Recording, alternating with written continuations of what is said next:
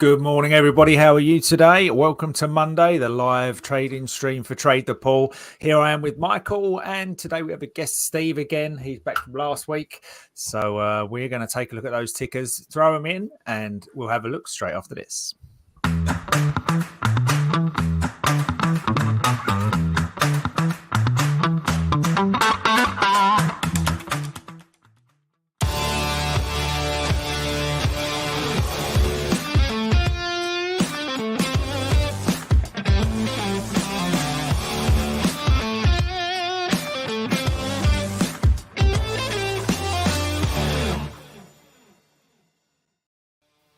All right, guys, how are you doing this morning? You okay? Hey, how's it going, Scott? How you doing, everybody at home? Okay, all good. So yeah. A new week, and the market looks pretty interesting. Already shorted it this morning, covered like an hour ago.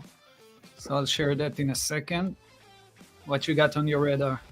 Just looking at CYTO, literally just as we was trying to start the stream, it was shooting up, and I was trying to grab kind of 288s here, but I never got a fill on it. So I'm hoping it'll just come back. It doesn't look like it wants to right now. I think CYTO could just pop back down to $2 without giving me a chance to get in, but we'll see. It was a very heavy pump, just over like 8 to 10 minutes or so. But we'll have a look, see if we can't get into that one. What else have we got? Let's have a look at the NQ, Michael. Perhaps you can take us through what you in on the Qs, are you? Yeah, I covered that, but I'll share my screen in a sec. Yeah. Alrighty, so you should see my screen. Okay, so the NQ I always traded on my Fivers account. So I actually took it pretty, straightforward today. Started here as I started, added a little bit more when it bounced to the previous resistance levels. So right here, and then covered at the bottom. So that was a quick and nice trade. I actually thought it's going to work a little bit, to let me work a little bit harder. But actually, it went down pretty nicely. Still, for me, looking pretty good. The NQ, we reached the top, broke through that resistance. But if I'm going to a bigger time frame, even let's take the weekly chart, you can see that we're still within that range of the channel we've been talking about for a while, and for me it looks pretty bearish.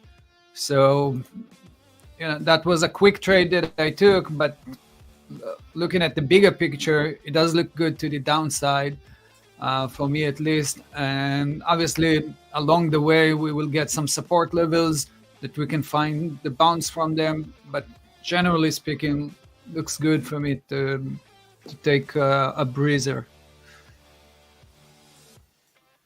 Any thoughts on that, Steve? How are you doing, Steve? You all right? Oh, I'm doing great. Thanks for having me again, guys. Good. Great trade, by the way. Yeah. I've seen something similar at the top of my levels for Qs as well. I think we're kind of at a pivotal level on ES especially. I think this 52.75 to 52.80 zone. I think you could argue that this is strong support. We have about the 50% pullback from the FOMC move. I think if we are going to hold and continue up, we will be doing it pretty shortly here. So I'm looking for a potential catch in the first, let's call it, hour of trading. But yeah, I'm ready for blood. I don't know about you guys, but I kind of love putting my bear suit on. So yeah, ready for either direction. Yeah, exactly. Cool. So I think just my what take about on you, that Scott? then. What you got? Yeah, I've got a lot of magnets down here. Got 2 buy-side liquidity pulls from FOMC push up. So yeah, I'd rather the first one, but obviously the latter one is down there with that channel, bottom of the channel that we've been holding, and the benchmark smack in the middle. So literally, any push down into there, I don't think we've got home sales on at 10 o'clock this morning probably. But just looking for a push down before trying to get something long again. So kind of aligned with you guys on that. It's just how far down it needs to go at the moment because I've got it quite stacked. The other one I'm looking at is Reddit from last week. The IPO, obviously. If I drop down a time frame on this from Friday. I tried to get in. Actually, what happened is I actually got short after the $10 run up, and I put in 500 shares instead of a few hundreds to make up 500. So even though I was short at this point here around 55, it just wicked up and stopped me straight out on the on my max risk on the trade. So yeah, it just tanked after that, unfortunately. So it wasn't a great one. But nevertheless, it was looking trapped between these two levels. So from the big swing up when it spiked up $10 or so to that swing down, I have a level up here around 53.5 as a sell side pull. And then we got trapped in the lower pulls down here. So Friday, I was kind of thinking, yeah, it looks like we're not going to move out of this buy side. We pushed right down to the bottom of it, right to the top of the sell side, and then remained just working some micro pulls in between that. Now, the post market the pre market this morning has dropped below that level and has headed to its sell side benchmark, and we've bounced straight off that. So I'm wondering if there's going to be either some form of accumulation, which I won't want to get involved in, but if I do see a pullback to the kind of buy side that I want to see, which would probably be around, what is that, 44.5. If I can get a pullback into there and a hold and a push out on some volume, then I wouldn't mind getting long Reddit. Much rather that be with, with a push down with the NQs or something to get them on my side as well. Yeah. I say in the chat, Meitar is sharing his list for today. Mara, Gov, LCID, AMD, and Tesla. That's a nice list. Mm-hmm. We'll definitely keep in mind for those stocks. What else do you have at home? Let us know. Boeing, I see bouncing up like $7 all the way to the 96, currently 196 on Boeing. Also with a good enough volume to start the day. So that could be an interesting one. LCID there. Yeah. LCID, yeah, it's very strong run up in the pre-market there. Again, just a few 5-minute bars running up into or close to a benchmark. Just what are we off there? 49, yeah, just about 10-15 cents off a benchmark. Kind of confirming short, I guess, on the 1 minute. We didn't even get a look back in, really. I would like to pull back to 340 there, but let's see if this holds here. Where have we got to the downside? Actually, it'll be off this decent level here. Let's go with the push, the earlier push off. Yeah, so I'd have a target down that at 3. If we can get there, I'd prefer that for another push up. Downside. Yeah, if this is going to hold for the high of day, if we're not going to try and push that pre-market high, then looking for shorts up there around 340. That's my LCID. Oh, CYTO is popping again. 1, 2, 3. Let's go. CYTO. So now it's kind of make or break time. It's given us the opportunity to see if we want to get in. What is the volume? It's above my kind of pre-market limit, really, but it is the pattern I've been waiting for. What have we got above it? $5, 350 is what it didn't quite. 320 is what it didn't quite get to. Yeah, it's a bit high on volume for me to short at the moment. I'll give it a couple of minutes and see if we can get a rejection off this sell side pull here. Okay, keep an eye on CYTO. So I'm looking at looking at that. Exactly, looking at the CYTO. Trying to find the next resistance. You got it at 350 or so? I got a 350 and then I got around about 5, I'd say, yeah. Ooh. Yeah. So for me, it's 350 all the way to 360. Okay. That will be my short position. Okay, sounds good. Let's see if we get that push. What else have we got this morning? FLGC popped up on the scanner as well. That has gone. That's got a lot. That's got a longer to go up as well. That's 250 to 3 is the benchmark, and also a 430 area. So bogey at 367 there for me. So we'll see if that's got any further legs on it. It's not one that it's not like a hot stock pop this morning. It's one that's been working from the lows like for the past few weeks or so. So yeah, it's not one of my best plays because it's not a hot stock, but I'll keep an eye on it nevertheless to see if we can creep out of this buy side liquidity pool here. So, Steve, you got some noise coming from your end? Do I now? I'm sorry about that. I think my mic is No worries. switching to this cheaper one. I'm using myself real quick. I'll put you on mute for a second. Yeah. Okay, great. So FRGE is another one. So watch out for this one. So this is a benchmark 2 play this morning.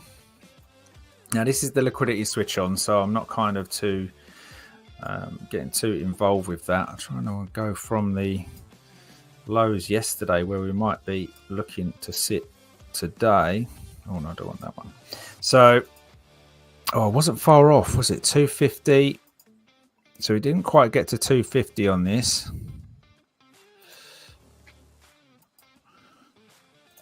But the question is at the moment whether that is over this morning, because if that benchmark 2 is high of day, I would look to see if it can't pop on the open up to $3 and see if I can get short on that.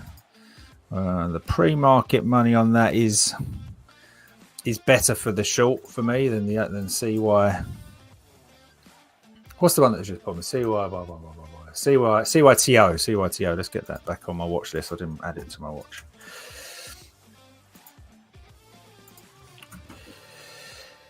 And the other one was MLGO. Actually, just let me zoom in on this one. So I've rejected CYTO at that first sell side at the moment, but still looking strong. Still looking strong here, holding these stair steppers up and still above the VWAP here for the moment. So let's see if we get another push on that. MLGO I was looking at as well. This was a nice short. This is a benchmark 1 play. I do have a high level up there around 12 on MLGO. Double topped into so last night post market, double topped into that this morning and then come off, and then we're currently residing in that first buy side liquidity. We have got one stack below. It hasn't been touched yet, so we're just seeing if that will hold, and then I'd have to bring these over. This is the sell side pool that I only really got tapped into a little bit a few minutes ago. So we'll see if MLGO has got another punch on it today. So just keeping an eye on that as well on the open. Michael, anything else you're looking at big cap wise? Yeah, I'll share my screen for a second on buying. So, yeah. So I'm looking at buying. Like I said, it's popping up like $7 or so. Going to the hourly chart, marking the levels. I'll take off the pre-market so you can see it clearly. So obviously we got this 197.88 or so, and then below it 194.95. So those are the two levels that we're currently working on. We already broke that level at 194.95 and trying to reach the next resistance level, like I said, 197.80 or so, let's say 198. So one scenario will be started to drop from here. Actually, that could be also one option. The other one that I would look for is actually pushing higher as market would open, and then starting to short it, and that could be a nice trade. And And the third scenario will be running through that resistance, breaking through it, not holding it, breaking through it, retesting it as support, and then continue higher. And we got like at least $2 to the top. So those are the scenarios I'm looking at on Boeing currently. The idea will be, my best scenario will be to short it as it will reach resistance. After I'll see that it's actually holding it. The market is dropping, so all the big names are dropping as well. AMD and Intel, and also the news coming from China. So those elements are also pushing the price down. 173 currently on AMD. Looking at the hourly chart, you can see that we're playing with support area right here, 420 EMA, also the previous support. So 173, we are kind of between support, a little bit below it, but still within that range. A classic move will be a break right from the open, then bouncing to retest the 173 area, and from there we'll continue to the downside. So that will be basically what I would look for on AMD. So a break, a retest, then another push, and we got plenty of room on the hourly chart. Looking at it, we got room like $10 even for a drop on AMD. So maybe we won't get it all today, but definitely something to watch for. Morning, Tiny. Michael, are you in general bearish on semis overall? Just looking to short AMD. Yeah, makes sense. With the market and with the news coming and Taiwan and everything going on with China, makes sense that we will see the drop. Also, technically, looking at the chart, even on AMD, it looks pretty bearish, right? Same goes to the others. Let's say Intel. Also, they all made a nice stop.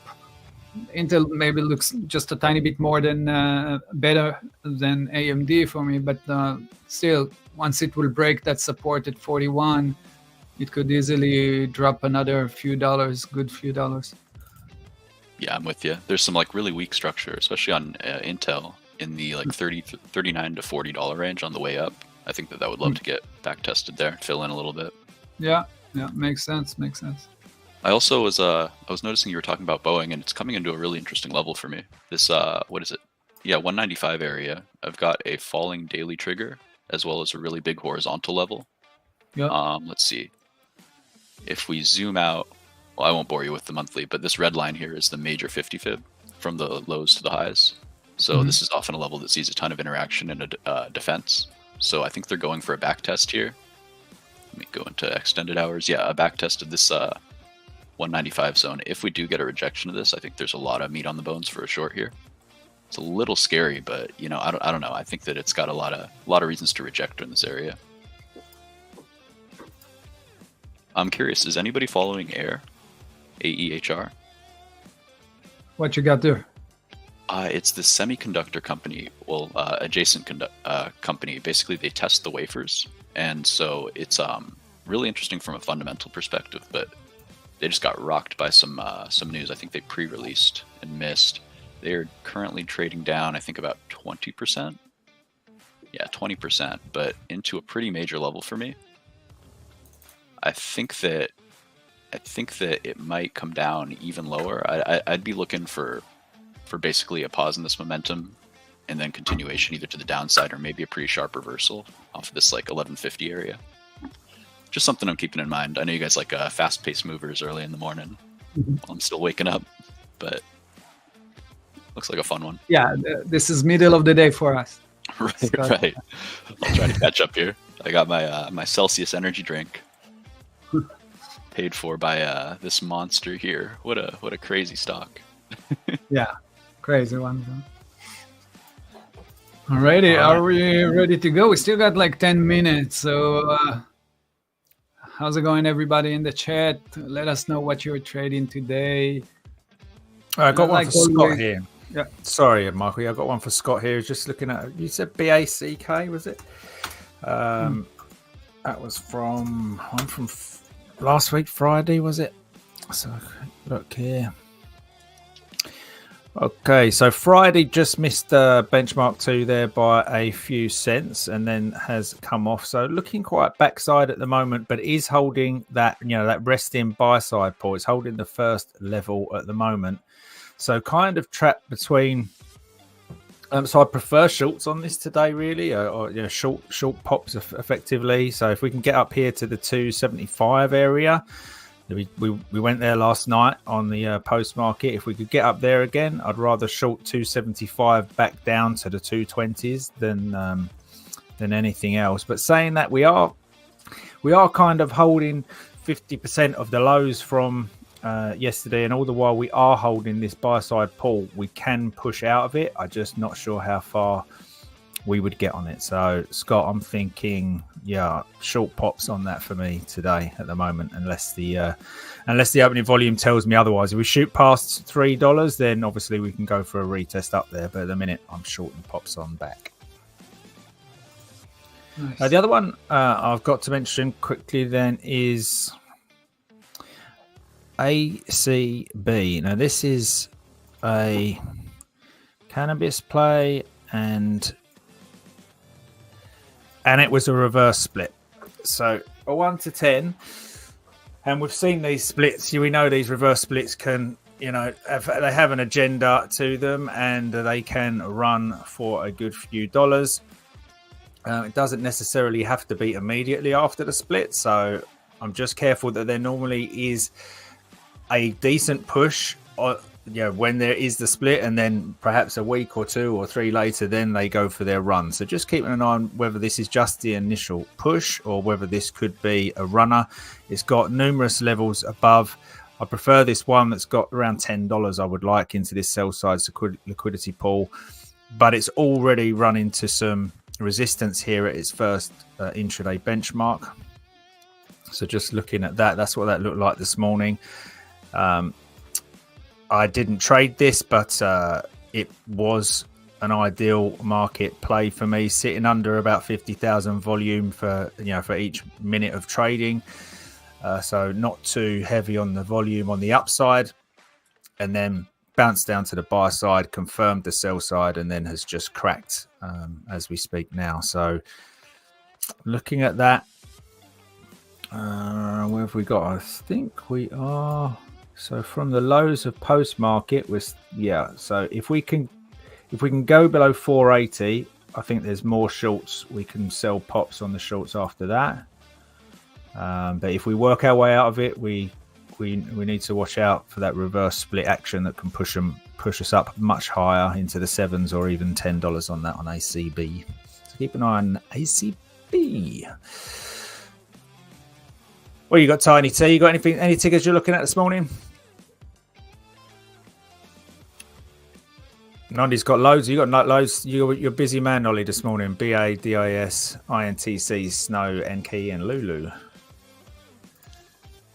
What's Snow up to? Had a really nice bounce off the bottom. Coming back and back testing, looks like.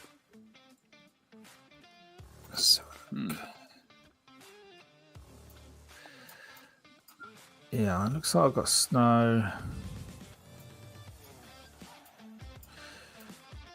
I've got Snow at a level, but I think that's an old one. Let me grab. It's so funny. I looked at this chart 2 days ago and I was like, whoa. You ever have old lines that just are eerily premonition, or you're a year too early, but they came right back to them? Backside of trend lines when they just you've just left them on the chart, and then all of a sudden, bang, comes in and reverses off. Back from the dead. It's uncanny sometimes. Yeah, this Snow big old pennant came all the way up and back tested basically to the penny. Pretty wild. And there was a lot of really good flow. That's why I was looking at it on last Tuesday. Wish I took that risk reversal trade. A lot of put selling and call buying at 160, I believe.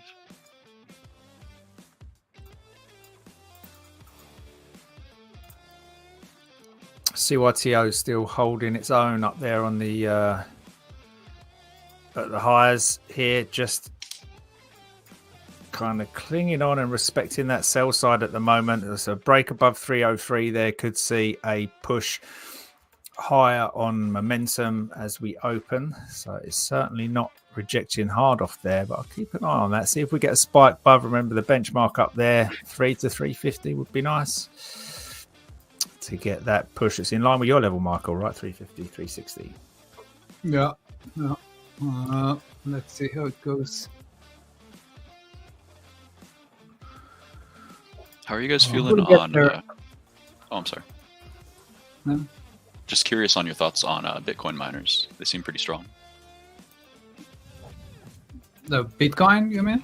Bitcoin miners like Riot or I like Oh. CLSK personally, but there's some interesting setups there for sure. Yeah. Guys, I need Seems like a lot of to. compression. I'll take myself out for a tiny second. No worries. Yeah, I've got it lower. What you got down there for Mara? What you thinking, Steve? I've got kind of a level down at 19 and a half, but 18 and a half that I'd prefer to long from. Let's see. So I've been more focused on CLSK because that's the kind of leader of the sector for me. For Mara, I do see this falling daily trigger at $22 that could be significant difficulty to pop through. I think that's kind of our pivot for long. If we can pop that and flip it. For short, I do see potential to come down to that, did you say 1950, something like that? Yeah, gotcha. Yeah, I could definitely see that into this base here that it built. Maybe, undercut it a little. Personally, I think that if it holds this yesterday's low, I think we have a pretty potentially explosive setup, depending on what's crypto doing. I was watching it last night and it was very strong. Oh, ignore my scribbles here.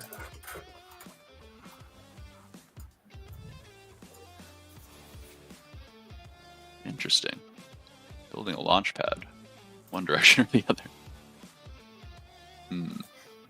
So personally for me, for Bitcoin, let me clean this up. I am seeing a really interesting consolidating pattern, pretty textbook, honestly, from the swing high. We have this downtrend line break, and what seems to me to be price acceptance into the 50% fib of this this newly formed range from the highs. I'd really like to see this cook a little more and then pop above. It could also dip down to the 68 fib or 62 fib. Still be really constructive for me. Personally, I don't know. I'm really bullish on Bitcoin names. They're one of the names or one of the sectors I'm looking to play long. Interesting stuff going on there. Okay, we are ready to go. I'm taking a short on Boeing right from the get-go, waiting for the gong, and I'll do that with a starter on BA. Let's see how it will play. Okay, 30 seconds.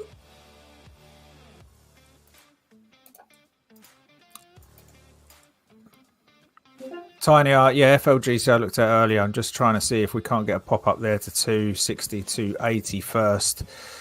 At the moment, it's again holding the highs between a buy side and a sell side for me at the moment on that one, around $2.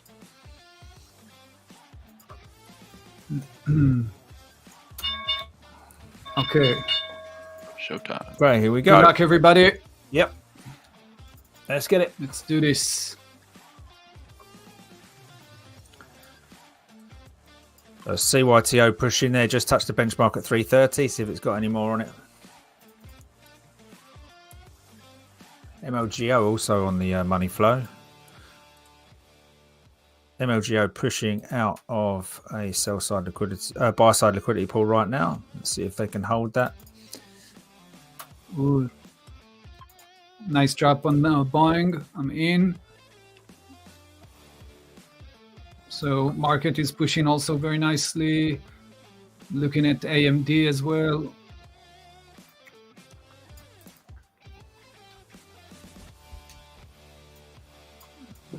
Only took a starter on Boeing. It's already dropping. Very nice move currently.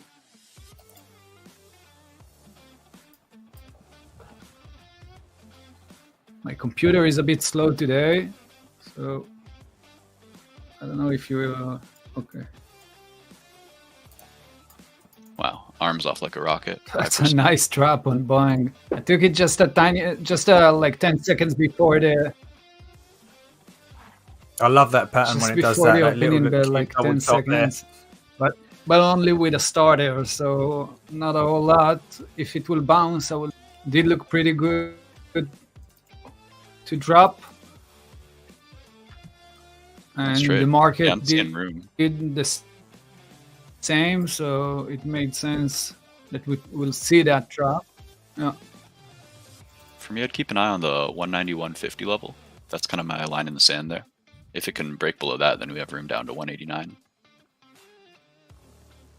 It's trying to catch the 5-minute trigger here at 193. Market now is trying to reverse, but not sure you can do that. For me, yeah, 520.30 on SPY.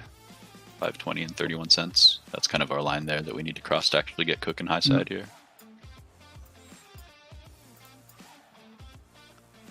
Crypto Hopefully miners strong out the gate. CYTO can reach that 3.5. Oh, it's looking nice.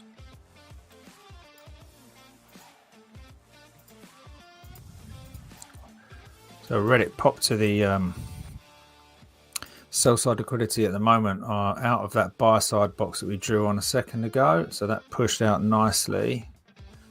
So a quick look here.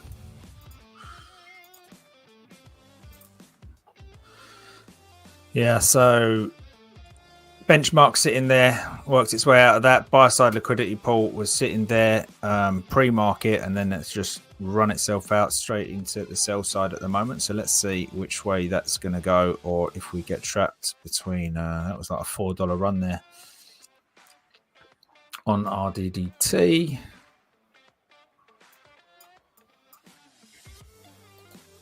What's going on with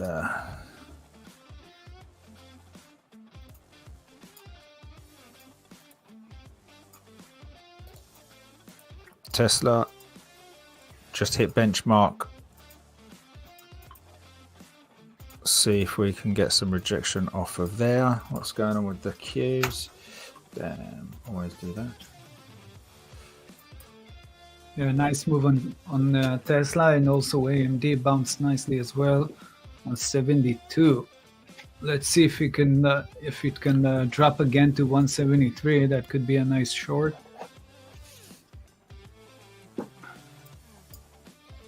So NQ is still stuck in its range from just tried to have a little test at the bottom there at 8450 and back in where it's been for the last kind of couple of hours.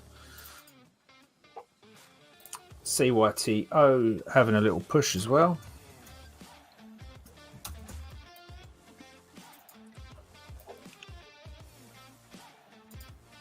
Made today looking at short AMD if it reaches a 175.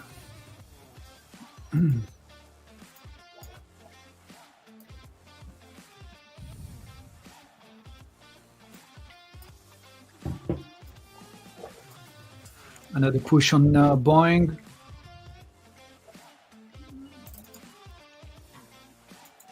Oh, very nice.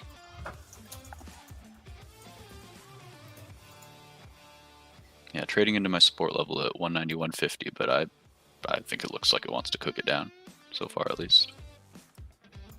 I looked at it in a 5 minutes. I didn't see that I'm looking at a 5-minute chart. So I looked for adding more, but I couldn't because on the 5-minute candle, it's just huge candle to the downside. So nothing, no place to add more. So I will have to wait until we'll see some pullback, something on the 1-minute chart, so I can add more a little bit to that. Although it did made a very nice move already. CYTO reaching that resistance level of 3.5.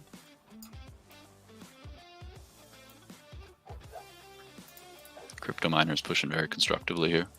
This was a swing for me, but if I was brave, I would have probably longed this at open.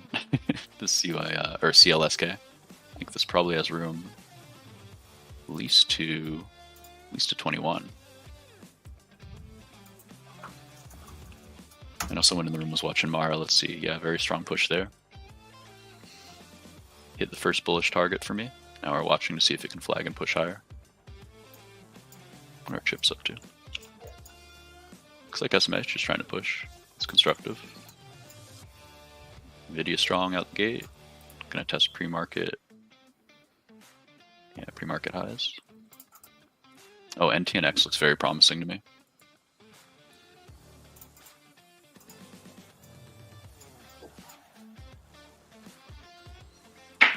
What do you think, Scott? Are you going to take CYTO?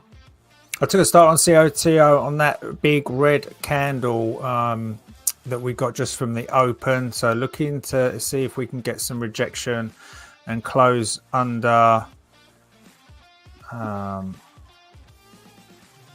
at least I want to see a kind of some sort of 1 minute red to green up here.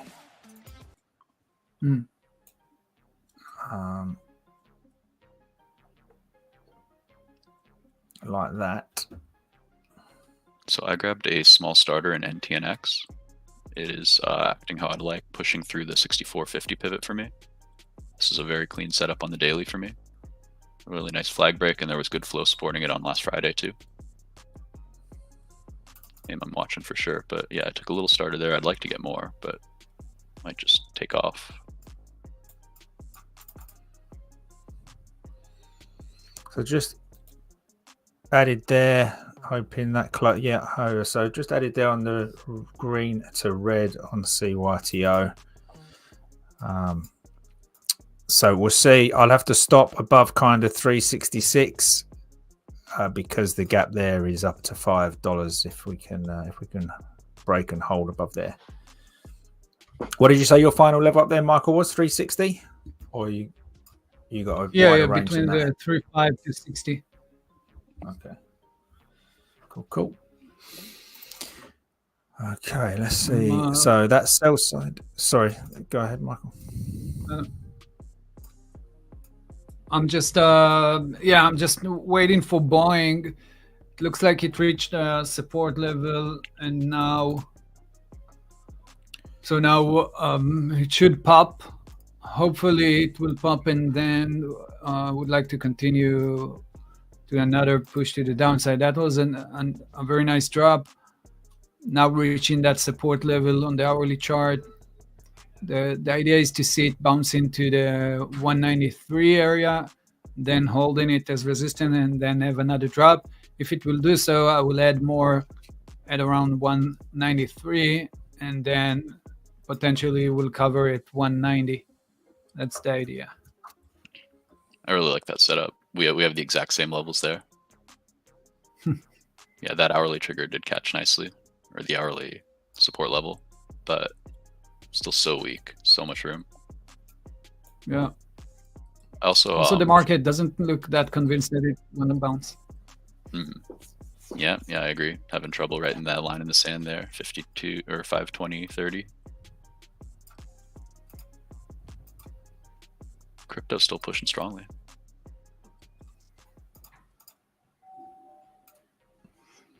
Mihai, I've got GeoEV, just looking at that for you there. It is popping higher, although it's popping higher into a sell side liquidity pool for me. And we are kind of in this range between 4 and 460. There is room higher. I'm just trying to look back at when this did pop. Yeah, this has just been, each day has been a grind up from the buy side liquidity pool, but we do have kind of a triple top here at the very start of this benchmark. So yeah, keep an eye on this 470 area and these highs to the left at 480, and we'll see if we can get some momentum after that. But yeah, I wouldn't like to do anything SPY right this sketchy. second. Sorry to interrupt there, but that's a bit of a red candle there, huh? I'm considering hedging if we lose low of day here, or low of pre-markets. Hedging longer term calls, but yeah, let's see what it does here. This is interesting to me. A little bit worrisome when we're trading down into a major support pre-market, pop and then reject. Don't tell Bitcoin though. It's doing just fine. How about looking at Tesla? What are your thoughts on that? Tesla. Okay. Yeah. Interesting. 175. Honestly, I'd be looking for a short here. Potentially, if with market weakness, it filled in the daily imbalance and tagged this big level I was watching at 175. I personally think this is a dog. Like, it's just a weak stock. It's having such a hard time. Like, every pop gets sold. So honestly, I'd consider shorting it right here. Yeah, makes sense. That's right in the benchmark for me from the the pre-market positioning. So that is a nice area if we can hold or tap into that sell side if we need to. That's just if we can tap in and hold there, or we put in new lows if we don't need it. That could be a more of aggressive move, and then I'd look for that down to 170 possibly. Yeah, that looks good to me. I may end up taking that if we do get this follow through under 173.53 for me. 173.50, let's call it. Too extended. I'm gonna start shorting it and see how we can add more to that. Yeah, it looks pretty bearish. Yeah, I'm with you. But Tesla. I'm getting it right now.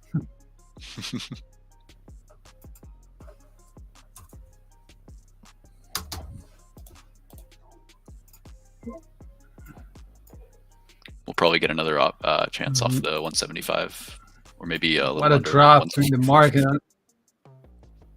Oh wow, we're going down. Time for me to grab. The market is dropping like crazy. Yeah, I'm just thinking of my trade that I took on the before and covered that, and now I see it. I covered roughly around here, and now I see it dropping even more because there is a strong support level coming at around 18,370 or so. I guess we will try to reach that. Okay, so I'm shorting Tesla currently, and I'm still holding that Boeing trade. I'm waiting for. It looks like it can bounce. Boeing could take a breather and pull back a little bit. And I'm hoping it will, since I want to add more to the position. If it will drop to the 190 just like that, I will cover that. But if it will push higher to the 193, I will add a little bit more. And then hopefully it will drop again, and I will have a nicer trade.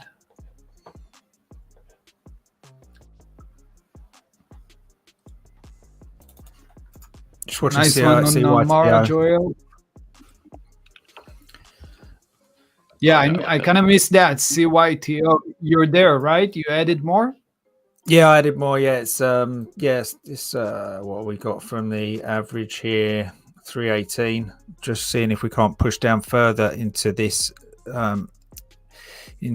buy side pull. I've got caught on this a couple of times, so I've been waiting for it to push down and crack, and it's just come straight back up at me and gone for new highs. At least on Friday, I got caught, and yeah, so just trying to do the right thing at this level. So just trying to stay with it while these, while it stays below these aggressive moving averages, at least down to this 270 area where I know the longs will look to get some sort of color change down here around 270. So hoping we can get another 20 cents out of it. I'm really liking how you've got confluence. For my system, the 1 minute trigger, the shortest time frame trigger, it lost that right at the $3 level. So now it's got to fight, above that, the active sellers that are more speculative, and also just everybody fighting the round number. Yeah. So, yeah, good chance for, I think, 250. Looks good there. And fingers crossed. Tesla short is, it's just taking a little flush under there. Yeah, if it can flush here. I am tentatively, honestly, this is starting to look like a tentative catch to me on SPY. Still way too early to tell, but it's not seeing the push I'd need even further on volume quite yet, at least. Personally, bottom wicks in the zone is where I would expect a reversal, or to the upside if we do get it. Watching that. Kind of bummed I missed ARM. I was charting this all weekend, and it's a little scary. This thing's just a wild mover. Okay, bring the money in, guys. I'm gonna do that. Are you here, Gil, or should I do that? Where's the big look at this drop? This is a nice catch on SPY, guys. It's back testing the 50 money rainer. Is it? Yeah, 520. The big level is just back tested on strong push up here, so we're back at a pivot here. I'd be a little careful going too short on anything, but the stuff you were looking at all looks so heavy. I'm still in my Tesla short. That looks terrible to me.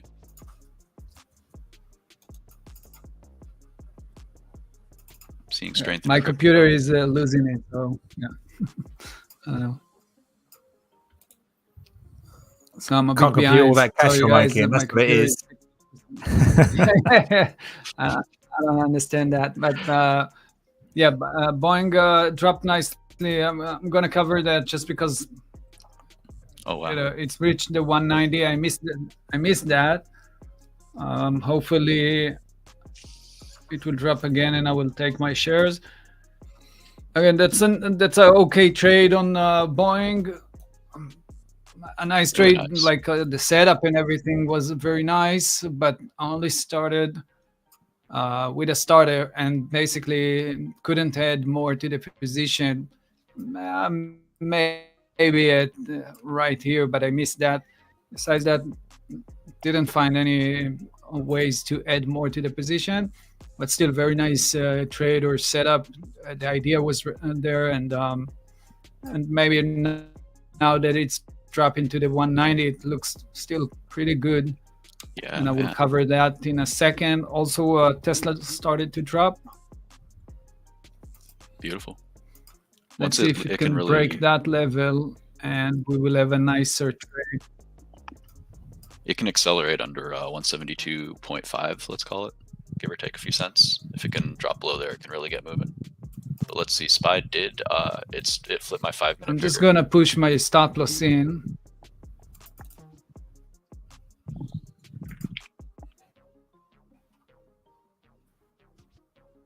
And on Boeing, we are coming into pretty beefy longer-term support at 189.50. That's something to watch out for. I wouldn't expect it to be able to knife straight through there. But man, what a beautiful setup. That double top over a major level pre-market. Then it just poof out of there. Nice job. So my Bitcoin is cooking here. CLSK just up 6.5% and looks like it wants to go significantly higher to me. This was a swing, and I will continue to hold. Pardon my messy chart here, but oh good, you're not watching. You want it, Steve? I mean, if here you go, you got it. Viewers beware. Let's look at that mess. Well, let's take some of these off. If I can I change all my drawings? Here we go. Hide drawings. Okay. So basically, what we're seeing here is consolidation with. Oh, geez, it's all back. All right, we're working with it. We have a flag here, and it dipped back in under the flag. I was looking for a long here. In this gray box here, if I can highlight my cursor, this gray box right here, from the high of this candle to the low of this candle, created an imbalance. This imbalance basically shows the impulse move is very strong to the upside, but it probably is going to need to retrace a little bit. So that's where I was looking. I took a long when it confirmed off of my hourly trigger here, and that was on Friday. Now we're getting a really nice clean push up here. So I think that this is continuing and breaking out of a longer term pattern. On the weekend here, or weekly chart here, it's cooking a major resistance after forming this cut pattern. So I won't bore you guys too much with long dated charts, but I always try to frame my shorter dated trades around longer term, momentum. And that way I'm not stressing out when my stock is up 5% in the morning. Sorry, 7% in the morning, 8%, because I know that I'm on the right side of the trade, so to speak, Gotcha. Yeah, so I'm happy with this one here. Also, really quickly, I don't know if either of you happen to follow Rocket, but that was my top pick for last week, and it's just, it's living up to its name, I gotta say. It's 13% off, 14% off where we talked last time. Those things are just flying. I'll take my victory lap because I missed most of my setups this morning. I'll take it where I can get it. I'm also seeing NTNX pushing very strongly here. I'd have to guess that SPY's stabilizing. Yeah, SPY's pushing up nicely. So yeah, for me, those bottom wicks here, when it was trading into my past my first bearish target, but couldn't break my second, couldn't break the pre-market lows, and on a higher time frame, this is a major support for me. So I was kind of stacking those confluences for looking long. I didn't take a long on SPY, but I did on NTNX, and still holding my other stuff here. So I think that, honestly, I'm pretty excited. I think that we're going to cook today.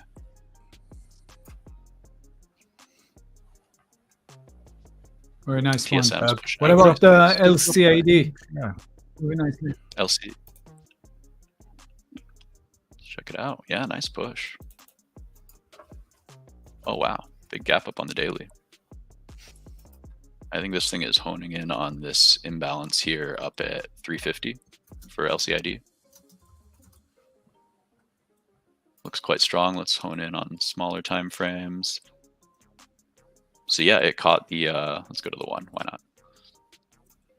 Caught the 5-minute trigger really nice, this red line. And that's also the 50% fib I have from the pre-market move. So basically it made this impulse move up, and then it came back to the 50% retrace to kind of check its validity. And now we're having cash session buyers buy it up, which is very encouraging. Some levels to watch are this swing high here, and more importantly, the high of the pre-market. If it can push above that, then you can cook even further. But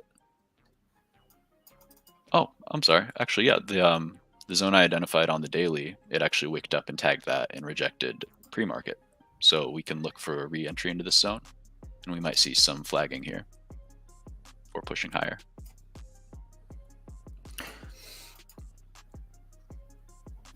MLGO is tanking. Tesla's doing all right. It just kind of rejected the VWAP there, and that was a nice little ping candle into the VWAP there, which is right there. So that was nice. So we're confirmed under VWAP on Tesla. CYTO is right at the bottom level of my target. I'm just trying to hold that through to see if we can't push through.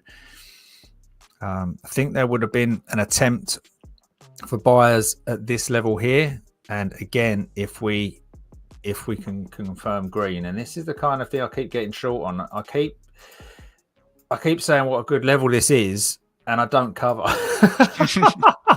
So I'm covering. I'm out of CYTO. Yeah, I because this has caught me out so many times in the past 2 weeks where I'm like, yeah, this is a really good level that we're going to get buyers in, we're going to get a color change, and then I don't get out. And it runs to the upside. What it's very moving heavy. average? What a moving average is that there that caught on for you? These aggressive ones are a 4, 5, and a 9. I think. Let's double check. 5 and a 9. Okay. I'm always fascinated. Yeah, 5 and a 9. The different EMA or SMA sets people use. I feel like it's like a Rorschach test. You can tell a lot about somebody based on. I don't know. There's It's so interesting why we choose certain indicators over others. I think I've started gravitating towards the school of thought where there's validity in almost all of them, and it's just about what kind of fits people's personality. But who the heck knows? Exactly. Wow, CLSK. That's exactly right. I mean, you can always find the EMAs will work, from time to time, different intervals, and the 200 will work, the 50, the 20, the 8, the 9, whatever it is, they all work, right? It Michael, just depends on what you're looking for and how you use them. That's my school of thought for TA. I throw all the lines on the chart, and then I find which one matches, and then I pretend like I knew it all along. Mm-hmm. That's my basic trading strat. Yeah, I think my favorite's probably, I like those 4 and 9 from okay, Momentum. We need another push from. Go ahead.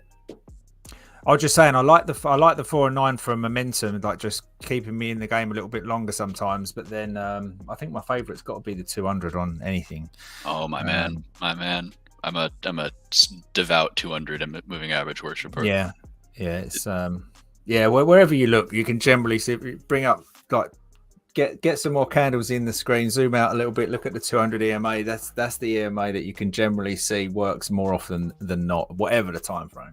Scott, I have a fun indicator I'm working on that I'll send and you. And I gotta add, Yeah, sweet. It's I'm sorry, I didn't mean to interrupt, Michael. no, What you got, Michael? We've got you off delay here, so I'm sorry. I'm just I got some internet connections problem here, so I have like a delay of, I don't know, like 10 seconds or so from time to time. All right, gotcha. I'm hopping out of my CLSK swing here, by the way.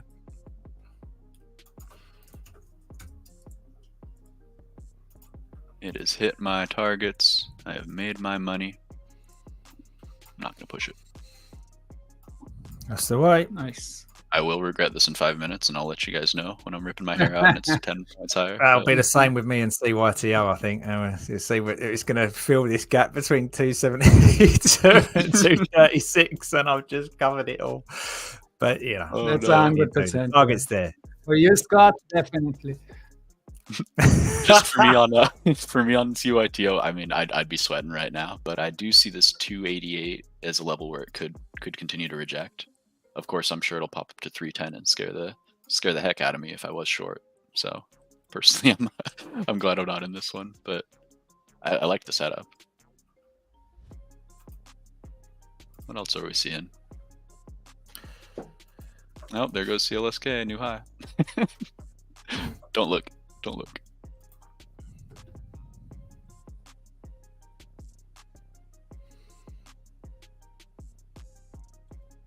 ARK was my other hedge. It's doing a little better than I would like, but so this is my first profit taking level that's sitting between the benchmarks at 172.01 that it literally Tesla just tacked into. I'd rather see these momentums play to at least profit take 2. Because Tesla does like to keep going back to these most recent levels. So let's see. What's the Q's doing? Is it still pushing? Stalling. No, just holding resistance. Yeah. No, yeah. So I'll be watching this 40. But you know what? Tesla is completely. Tesla is completely different than the market right now, you know. Yeah. I think the medical term is no juice. It's got no juice. You know, Michael, I look at it, I see no juice. I just see it dropping. It doesn't have the push. Couldn't be because someone in the chat a few days ago mentioned that at the end of the month, Tesla will be at around 200. So. I'm waiting. That. I would love that. Oh, they did, didn't they? That'd be juicy. Yeah, I hear people afraid to, or people waiting to buy it at 150 will be buying it at 200. I'm not so sure about that. I'm not convinced. Yeah. So this is one of my favorite kind of places to get chopped out of trades, right in the middle of the range. But I do think that I'm going to hold this one for a little bit, let it cook down a little more. I do have good upside on TNX and a few others.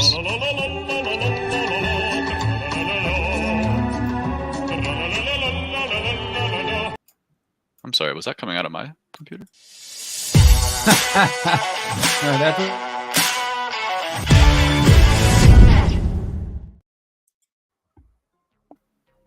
Okay, so I guess Scott, take it away.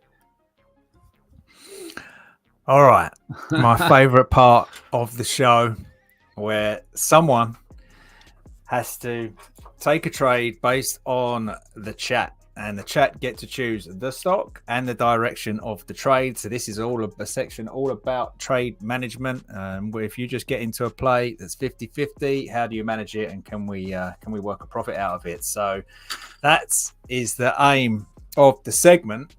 And since we have a new guest here today, Steve, go ahead. All right, you can't see. I'm rubbing my hands in excitement here. So, guys, drop the symbol and the side, long or short direction for Steve to trade. You can choose any type of asset you want, and Steve will execute that trade the best possible way. Tesla just what we got broke for Steve then? 172. Ooh, beautiful. Oh no, that's Nolly's actual trade. Sorry, Nolly. Yeah, NINTC 41 stop at 41.40. SMCI short. So Hans says SMCI short. SMCI short. Will is saying Nvidia short. Nvidia short. Oh, you guys want to see me suffer, don't you? Shah is saying AFRM short. So we need we've got Sizu long. Mihai, I'm guessing are you buying that as well? I think you're buying GOEV and you're trying to get a few other buyers on board. I know your game. I know this game. I know this game. Well, GOEV, I would be looking for a long pretty much right here off of this 424 here. Should we be nice? Should we be nice? Unless we get another, because we're all individual at the moment. So unless we get another one that gets the consensus, we're going to be nice and give Steve GOEV in 3, 2. Oh, Tiny's coming in with hold on. Uh-oh, they're long. Oh boy. AEHR calls, and then we've got Tiny T coming in with AEHR long. Oh, shout out podcast. Good to see you in here, buddy. Everybody follow Trader Podcast. I believe that's his handle on Twitter for some amazing alpha and great memes.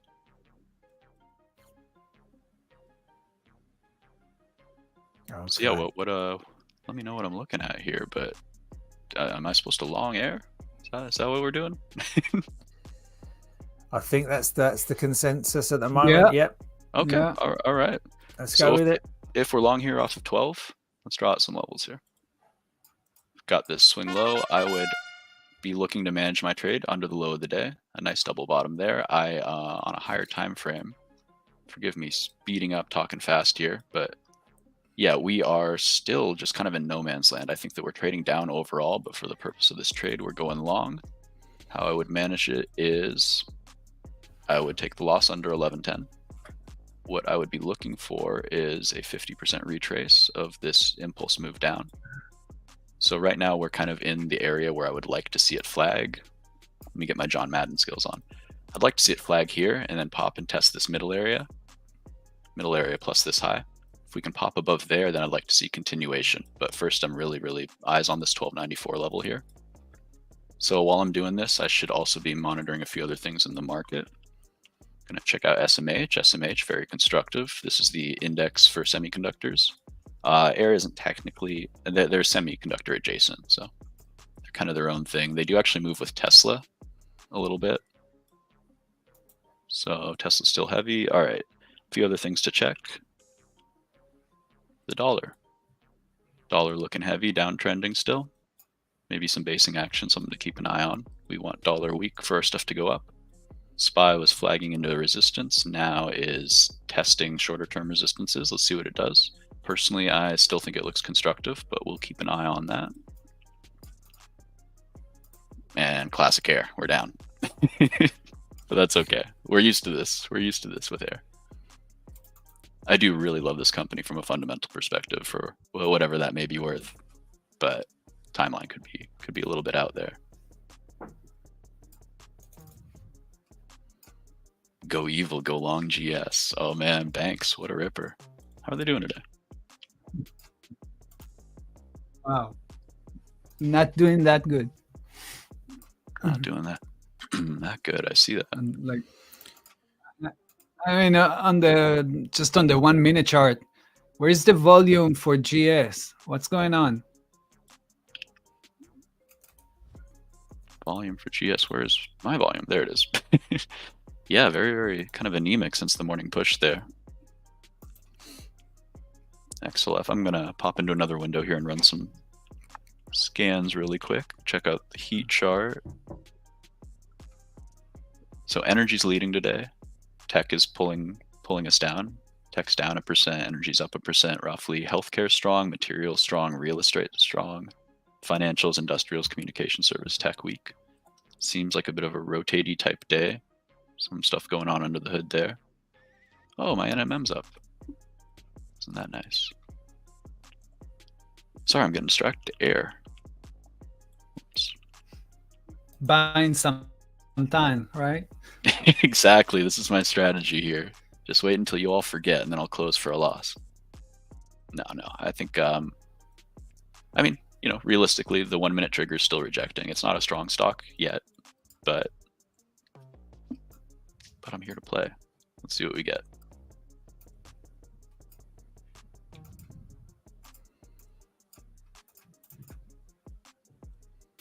NTNX. I'm watching this one. It's cooking very constructively into the major pivot, the 6580.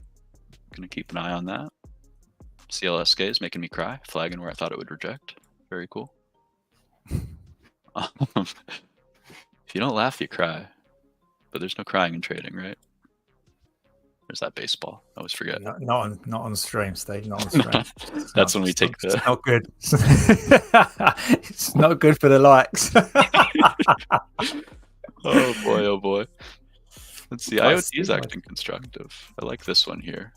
Either of you familiar with this name? What's that one there, Steve? IoT, Samsara. Nope, not me.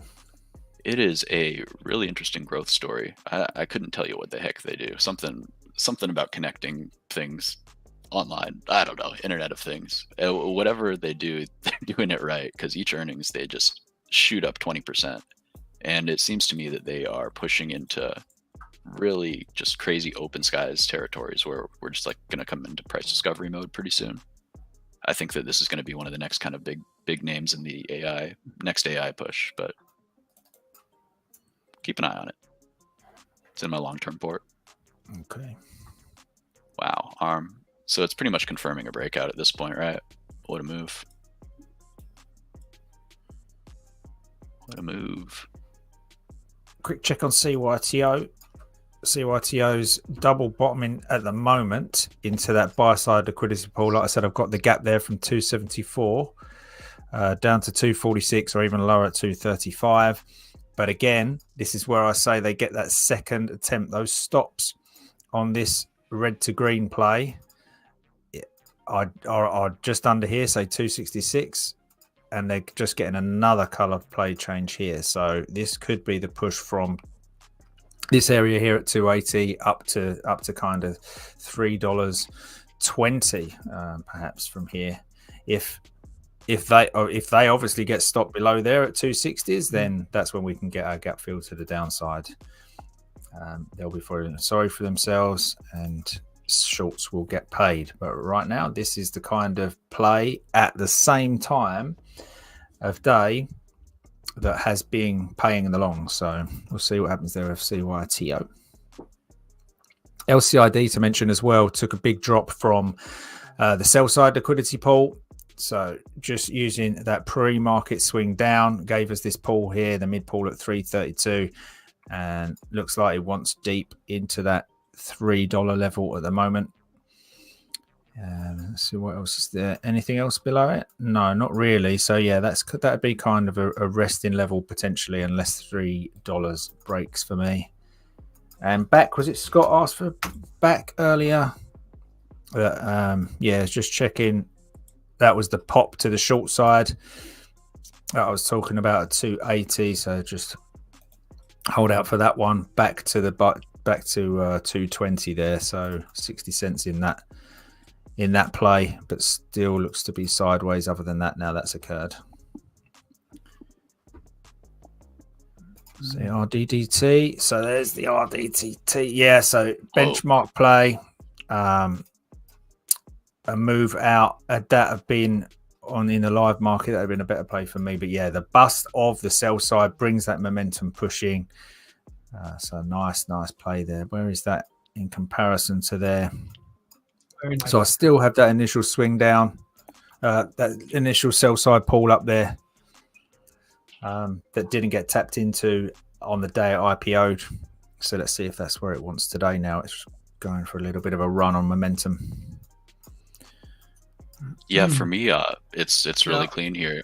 It tagged right into these bullish targets I have, plus a random red line, a 50 fib, the 50 fib of the entire price action of the stock. So this is a really, really key level that it's coming back and testing into right here.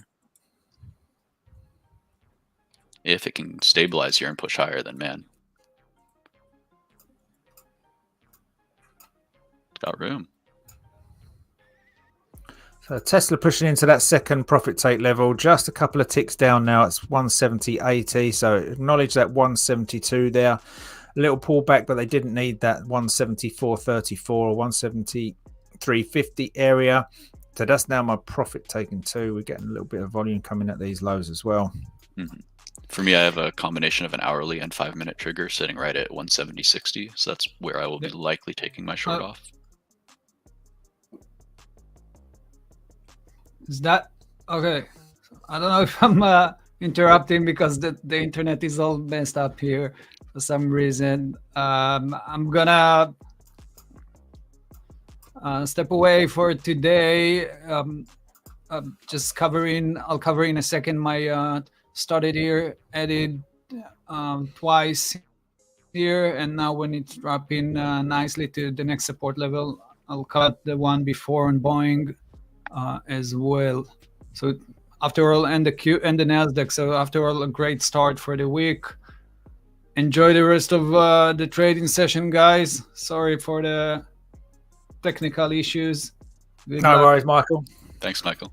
Thank you.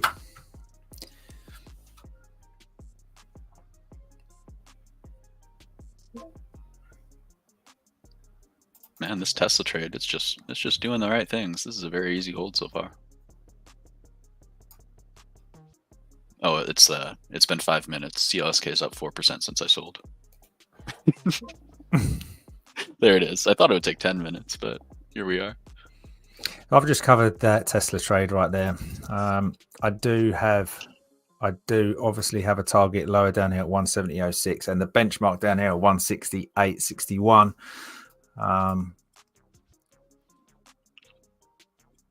But I do have that 200 EMA. I just don't want to get a pop and rejection there. But yeah, a little bit too early. But there you go. There's what do you go? 173.70 down to $173. That's not bad. That's not bad at all. Nothing to moan about there. See why? Yeah, good trade. Good trade. I'm holding mine just a little bit longer because it's a hedge for some longer positions as well. Partial hedge, but yeah, I'd like to see one. Well, I'd like to see what it does at 170 proper before I kind of make a decision. Okay.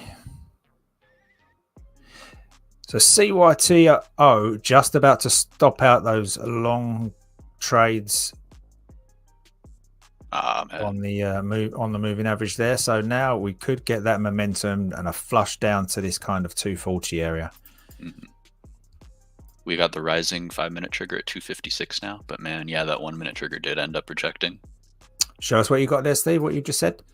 So this is a 5-minute trigger. This is kind of the I use the 1 and the 5 for intraday trading, and so we can see pretty clearly that it's definitely been responsive in terms of still holding the line, so to speak. So I always give priority to higher time frame triggers or moving averages, so to speak. So this could potentially catch, but overall, this is just it's looking pretty tapped out to me. So I think probably we could definitely see draw 50 fib. It's testing this. If we lose this kind of confluence of support, we could definitely see a push down to minimum 240, but I think likely 220 down to 210 maybe. Yeah, close to where it come from those highs. Yeah. Yeah, round trip it, retest the breakout. Oh, how am I doing on air? Yeah, just air things. Just air things. So I will be getting stopped out here. It's a bit. Another reason why I wouldn't have taken this trade in my personal account is just because pretty big stop. 7.5% is the first kind of reasonable level where I think it could contain the zone. But good volume on these candles. They're definitely buyers down here. There's definitely still sellers too, so a little sketchy, but let's see how it goes. Gotcha. Let's have a look at LCID. That was just a tank, right? So that's that is coming. Ooh. Let's check. Yes, that's gone smack straight through the bottom of that sell side liquidity pool. Buy side, sorry. So just trying to work out next targets on that. So it's going to be the bottom of this one. So lows at 293, 294. I don't really see much else that's below that of significance. So I feel like that's going to rest here. Yeah, I have hourly trigger at 285, and we're trading into the daily trigger at 3 and change, 303. So this is where I would expect it to catch if it's going to. And again, I think this is a 50% fib.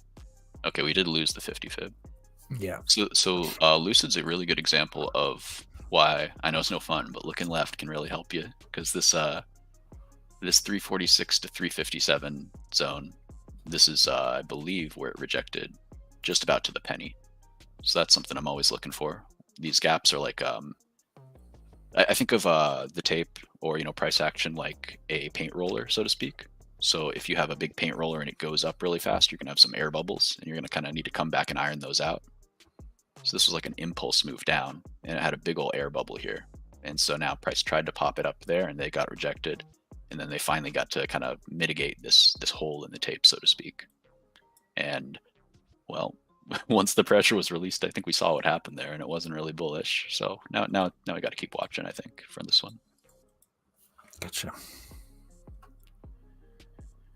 What else are we looking at? What else we got in the chat here?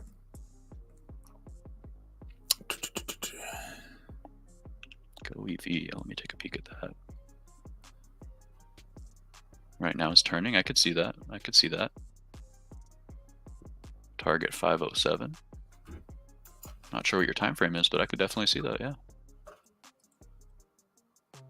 I remember Go EV way back in the day, maybe 3 years ago, when it was trading at yeah, when it was trading a whole lot higher. I guess it's split or some reverse split or some stuff. That's a chart. Man.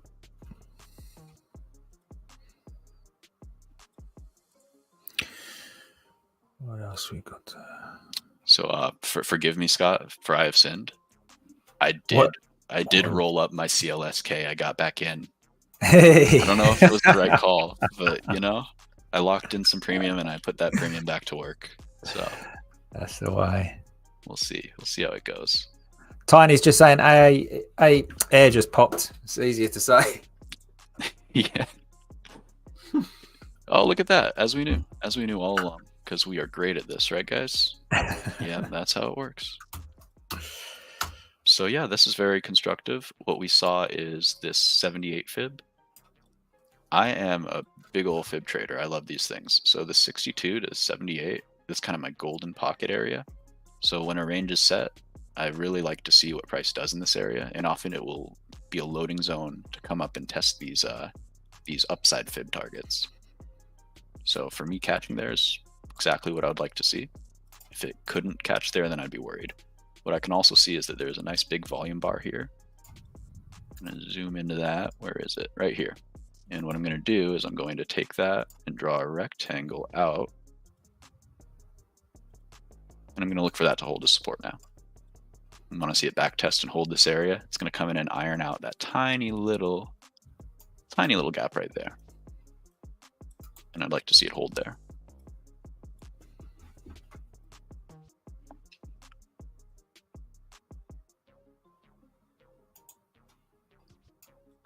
Give it one of those squiggles.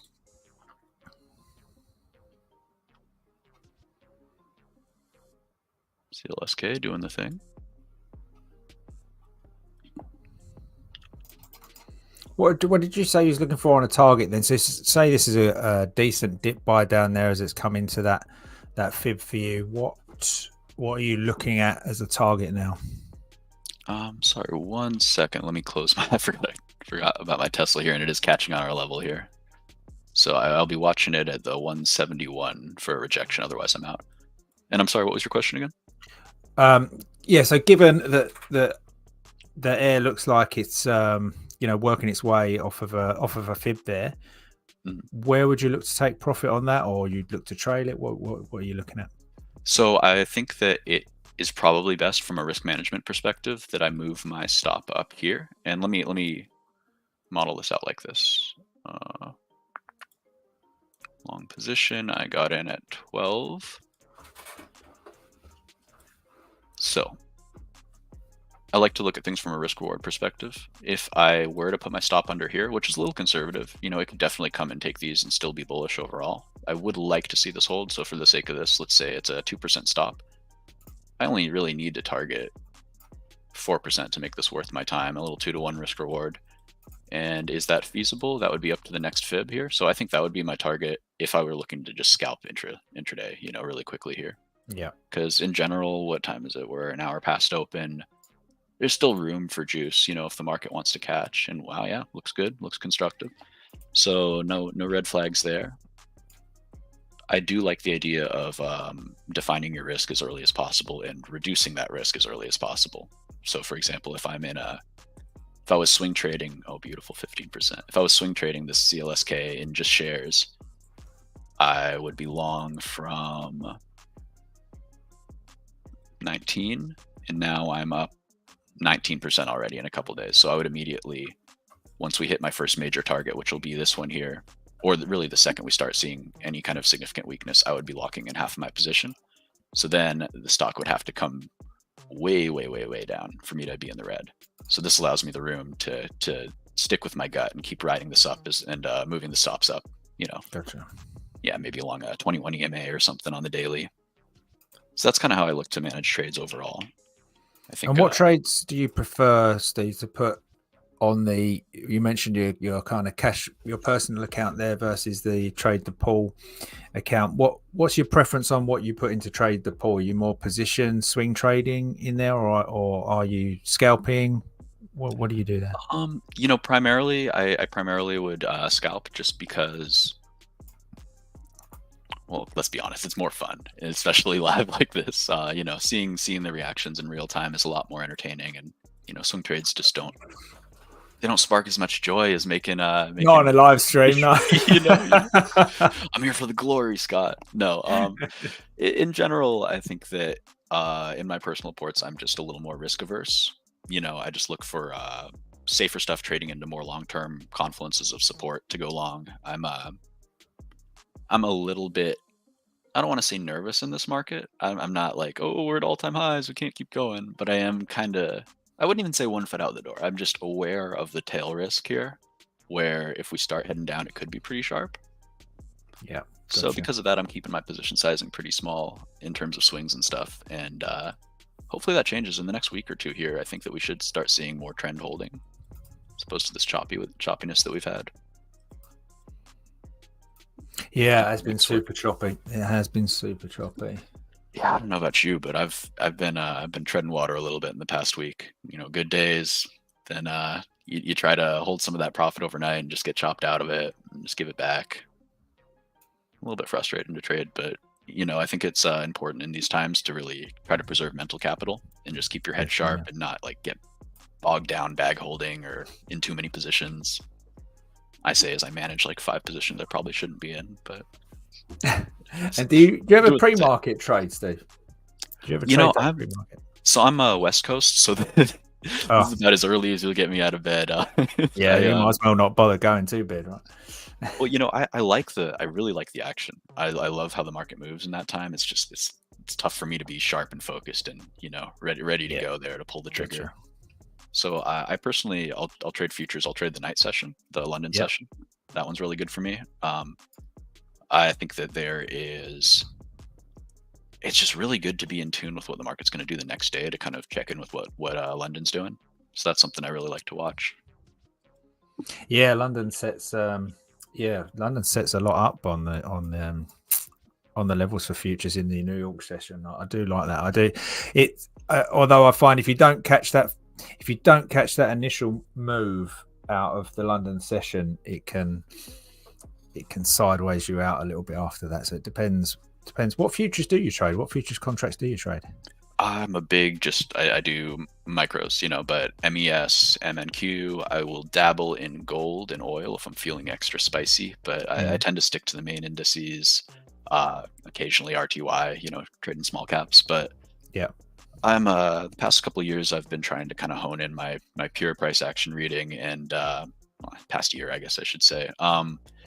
So I've been defaulting to indices. I'm just really trying to be in tune with what the market's doing as a whole, and then from there I'll dabble in my swing trades with individual names. But primarily when I'm scalping, I'm doing futures and doing just indices, just mostly out of convenience. I'm the kind of guy where I want to look at everything, right? So I've found that the narrower I can get my scope, the better I do at actually making money, which is the goal, right? Yeah, absolutely. Yeah, I prefer. Yeah, I like the Russell. I like the Russell on the futures. I like crude and the NQ. I'd love to nail the NQ, but it's the movement that comes out of the NQ if you're trying to trade that on a small time frame is hard work compared to anything else, I think. I'm with you. How do you manage stops for NQ trades? I'm curious. Seems like everybody does it differently because it's you get those wild wicks. Hard to have a 10-point stop, 20-point even sometimes.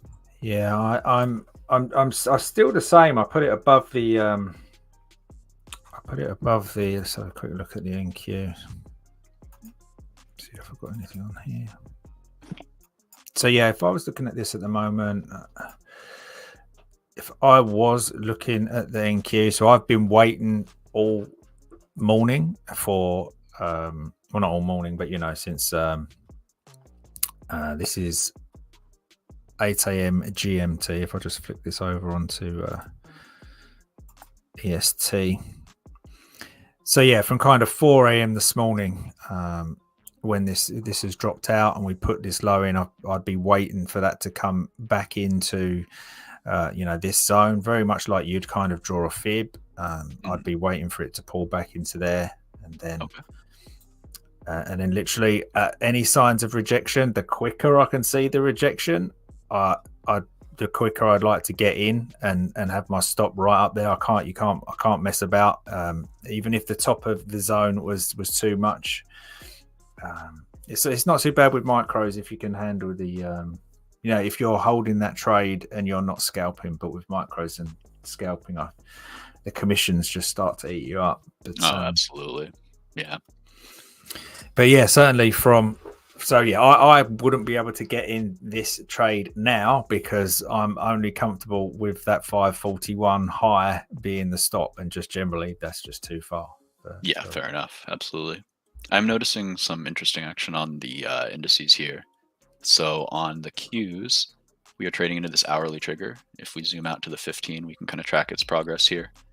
Following the big impulse move up, came and tested it, popped off of it, back tested it, now lost it pre-market and back testing again. So I'm going to be watching pretty closely. To be like overtly bullish, we're going to need to see on the 1 minute here, we're going to need to see it flip and catch. And then we would be looking to long on the back test here. As for now, this seems to be a short-term short setup. I may grab some more hedges if we see this line in the sand break to the downside here. In general, I'm trying to give it a little bit of room because SPY, I think, still has room to go before it tests its hourly trigger. But that's also a divergence, so we can kind of keep an eye on too, where if it can't push higher, that might be a hand tip to the downside here. Gotcha. It also looks like we couldn't quite push into yesterday's lows. That's something to keep an eye on. Checking my ES roadmap, we are in the chop house, I do believe, till we can push clearly above the 52.84-ish handle. Could take a while to base out here.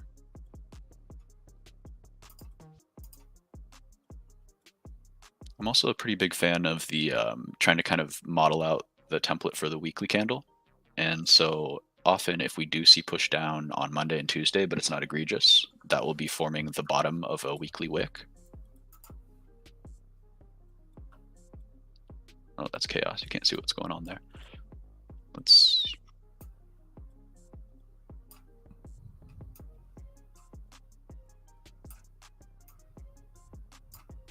Bear with me while I hide drawings. Okay. So yeah, on the daily, for example, let's go to the weekly.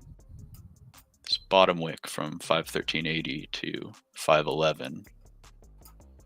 513.80 to 511. Where is it? There's the 511.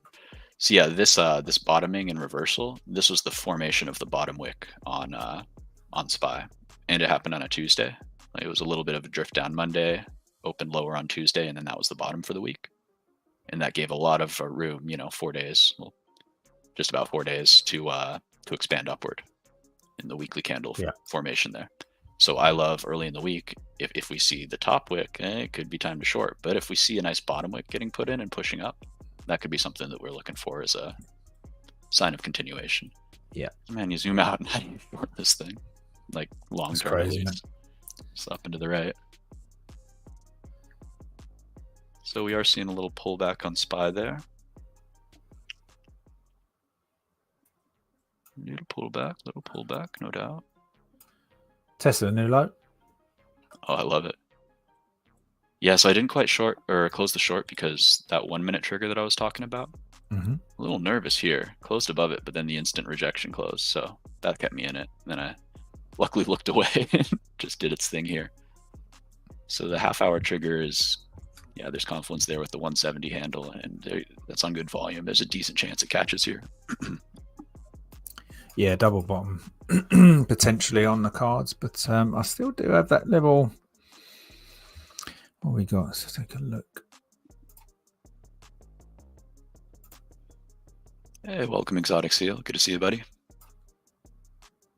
Nice to see my friends in here. So we got, so just double dipping into that buy side liquidity pool at the moment. Remember, there's 3 levels here, and then obviously the benchmark below. So the benchmark is more somewhere where those institutions would be targeting for a reversal, and the buy side liquidity pool is dependent on whether we've got a program on or not, really. So, but either way, it's acknowledged, but we can get a push down into this 2nd or 3rd level before we get to that benchmark. Love it. Let's see how that plays out. 200 EMA, is that on the 2 minute 200, is it? Yeah. Gotta love it. Oh, Scott, I was mentioning earlier, I think briefly. Yeah, my friend is working on a really cool indicator. It's nothing crazy, but it's just super helpful. It basically overlays all of the 200 moving averages onto whatever time frame you're trading. Oh, nice. Yes, yes. For guys like us, it's a you can just trade between all of them. Yeah, trade the gaps, right? I mean, it's not the only indicator I use, but it's one of the only indicators I use. Those 200s. What platform is he coding that into? TradingView for now. Oh, there you go. Nice. Yeah, and shout out. I'm not sure if he's still here, but Trader Podcast is an amazing coder too. Just I don't know, really great resource, great follow on Twitter. If I'm allowed to, to give recommendations. Why not? Yeah, absolutely. Great guy too. Yeah, he is the author of this one here. It's I don't believe it's public, but it is a great indicator. Oh, I'm not sharing. Bear with me. Let get you back. There you go. No worries. Yeah, Just show us again. This pivot trigger that I use. He's the author of this one here, and it's very, very impressive. I'm usually not a fan of these types of indicators because they, I don't know, like it could provide a good baseline, but I rarely find it. I rarely find ones that are as responsive as this. So that's why I'm sticking with it for now. Let's see. We are seeing some pullback on chips. Oh, my air trade. Am I stopped out? I'm in. I'm still in, baby. Still in there. So yeah, it's forming a nice base. Shook out low, came up high, and then caught in that gap. Very nice. Now we are back over the 1 minute trigger and cooking this 5 minute trigger here.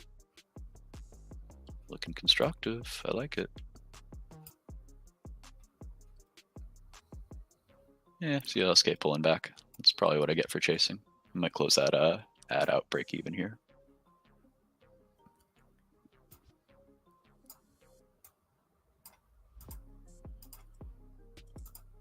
I'd like to see CLSK hold this consolidation from before, otherwise it probably flushes to 21 again, which would be healthy.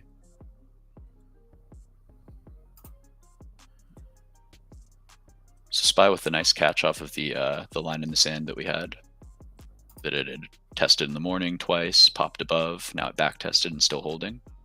So if you were in a lower time frame play, you could maybe put a stop under here, maybe give it a little bit of breathing room under the 220. Oh wait, that's kind of far. I would still, I guess, put my stop. I would move my stop up here under this 520 zone.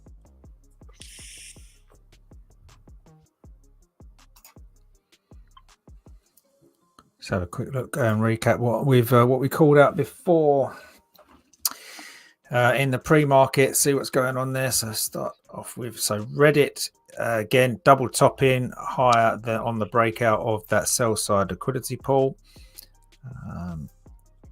Just up there, I had 53.60. Let's see if it can work its way up there. ACB into its benchmark this morning, nice play, and broke that sell side pool. There sees the momentum coming down there at 422. It's kind of an area I would rather short a higher pop than where it is right now, to be honest. Let's have a look.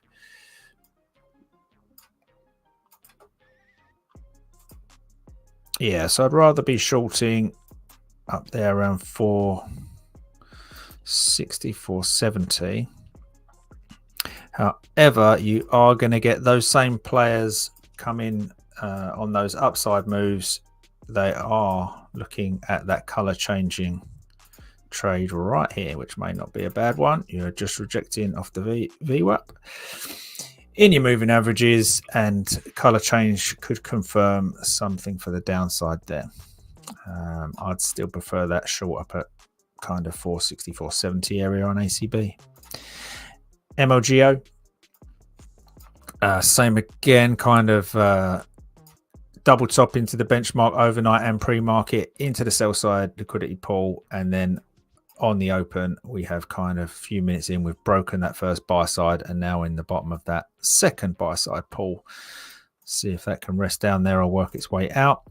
FRGE double top into benchmark, its target down there at 250. FLGC pretty much the same, only it didn't get to the benchmark, but again that break of buy side liquidity brings that momentum into the downside.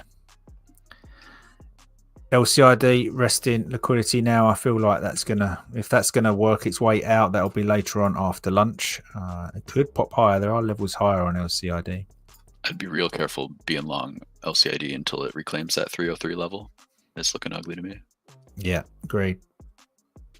Yeah, exactly what I've got there. It'd have to push and work its way out above 302 there, 303. This is negated now. That's finished. And the first port of call now would be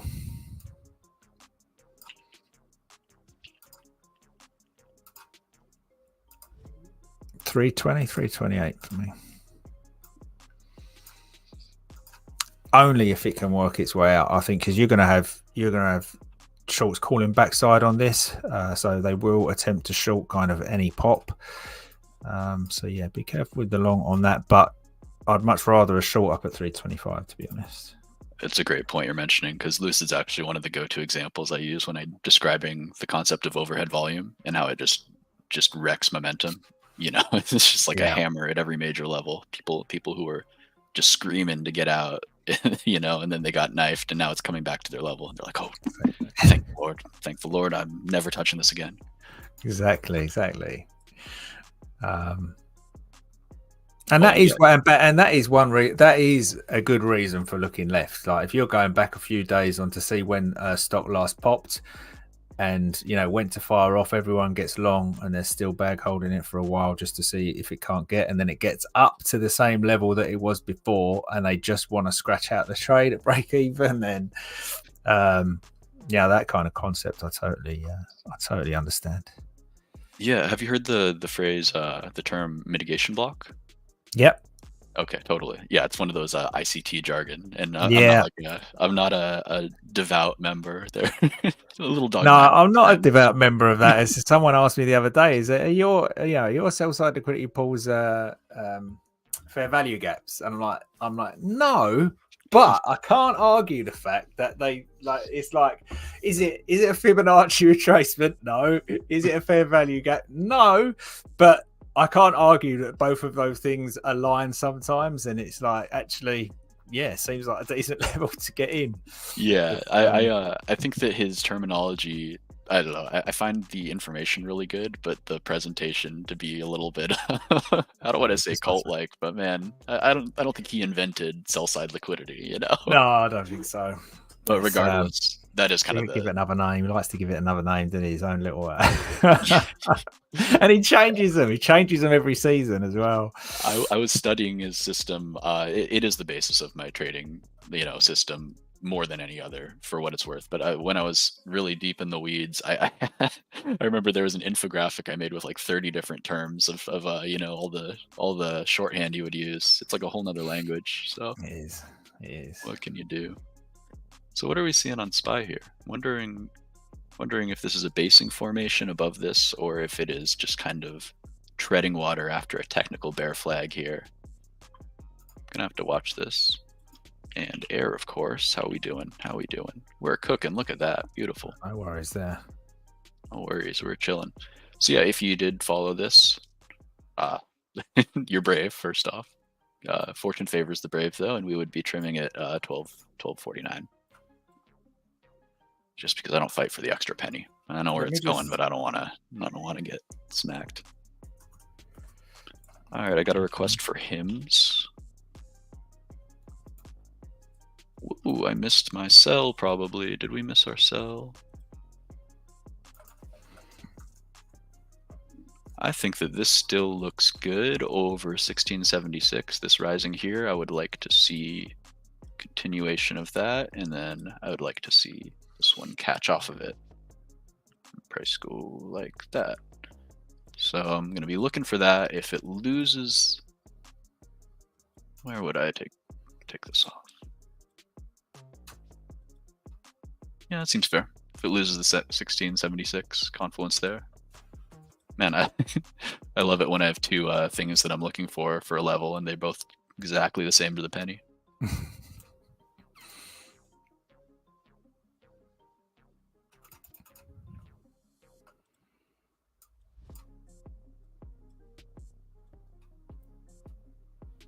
Still seems like a constructive flagging.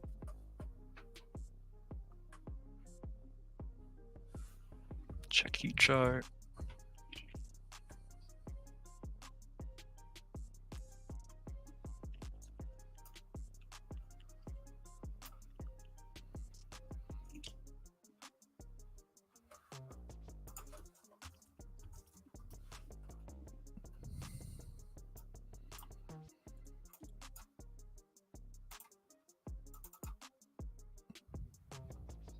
Also someone's asking about XBI. Ooh. Decent slide.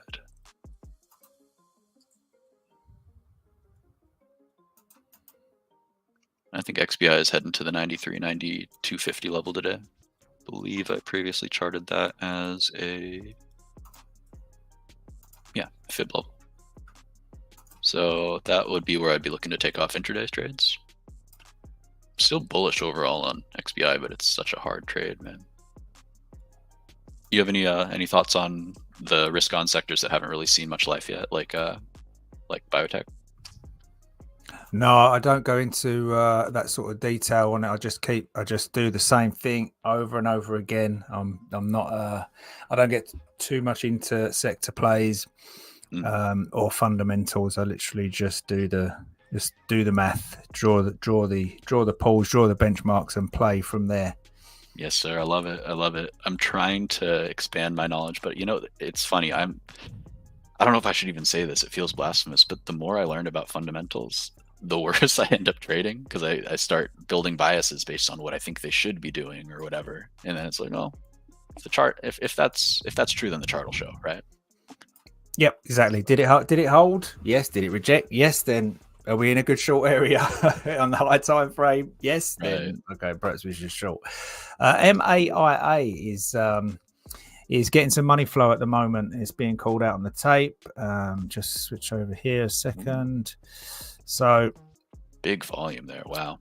It was working its way through this pool yesterday, through this benchmark yesterday. And when we break that one, that's when we can get some quick resolution up there a little bit higher. Now, as always, this year, the bogey level in the middle has been holding, and it then kind of comes down and tests 220 and then can go back up to 290 later on this afternoon. But it's still being called out on the tape right now. It does seem to have some volume kicking in. So we'll see what happens there at $2.90 or $3 if we can get up there and see if we don't get some rejection off of that level. Looking left, you can see there is also some resistance up there that we could play with. I don't know which one of them you'd choose if you was looking left, but are we talking the volume seems to be on this candle here. But yeah, I'm a big fan of looking at the high volume candles and kind of using those as benchmarks. So as you can see, the really high volume candle after the drop, we did confirm that as support in the past day or two, and now it's working its way up. As far as higher targets up here, I mean, Scott, I keep it simple. I'm not a smart man. I put it on the swing high, put it on the other swing high. I see a lot of levels, two-sided levels of support here. You know, bops its head here, catches here, tries to wick under here, catches. So I think that this would probably be a volume shelf if I had a volume profile on my screen. Yeah. So because of that, and also because this would be a mitigation block here, right? All the people who are stuck in this trade, they thought it was going up and then they just got bodied. Yeah. If it comes back here, they're going to get out. Not all of them, not necessarily, but there's going to be a whole lot of them that are jumping ship. So that's kind of what I'm looking at there. Another thing that I'd look at is I would zoom into this gap here. It's a really weak structure on the push down. And by weak, I'm not saying price went down, because obviously price went down. I'm not it doesn't take a rocket scientist there. But what I'm saying is that the tape has gaps in it, and it hasn't been like back tested and retraced on the way down. So I think that there's a strong incentive for those kind of paint bubbles, like we're talking about in the paint roller analogy, to kind of come back and, you know, even out, so to speak. Gotcha. So honing in a little bit, what are we trading at right now on MAIA? 257. 257. Okay. 257. So yeah, what I would be looking at is, I think that this is also what I'd look at, this swing low. And there's confluence with the, you know, $3 mark there. I think my high level analysis says take it off at the big round number that everybody else would probably recommend too. Yeah. So sometimes it's easy, right? Sometimes you don't have to overthink it. It's Tesla up too. It's fighting for these hourly triggers, but still rejecting. So I'm still in my short here. I'm going to put an alert above here just to let me know what's going on. Oh, come on, Trading View.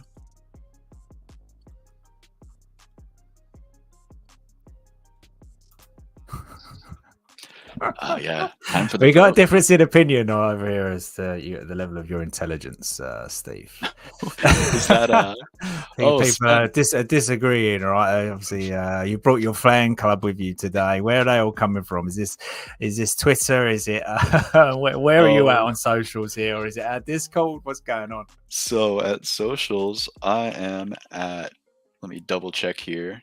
I've been not posting for a couple months. I've been focusing on the smaller Discord community that I'm a part of. I can plug that if you want, but I think Trade the Pool is a great community too. I love Trade the Pool, and I'm looking to get more active in this community. But my friend Jay Arlington on Twitch, let me pull that up.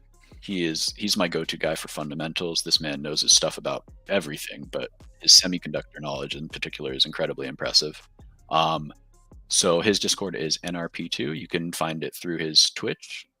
And if you're interested in following me, my handle is, I should know this. See, I'm not very good at marketing myself. At Justy Trades. People often call me Justy, but my name's Steve. But yeah, Dusty trades. come and give me a follow, and I'll start posting again. I've been in transitional stage of my life, so I've been trying to not be all social media'd out, but I think it's time. I think I have some every once in a while something to share. I'm watching Tesla, and I'm looking like I'm gonna probably get out of my short here. It's kind of cooking these hourly pivots, and if it reclaims, it's honestly a good long setup, assuming SPY's cooperating, which it is. Nice bull flag setup off the 5-minute trigger. So yeah, I think it's time to call it on this one. Nice little, what is it? 10% gain on a monthly for me.